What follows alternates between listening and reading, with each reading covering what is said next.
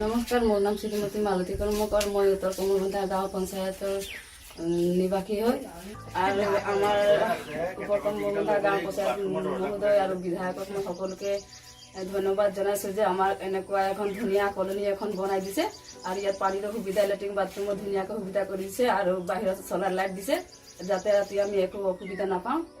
আৰু আমাৰ ইয়াত এই ঘৰখন লৈ আমি 8 ঘৰ যিটো কলনীৰ মানুহ আছে চবেই আমি সন্তুষ্ট ৰূপে আছোঁ।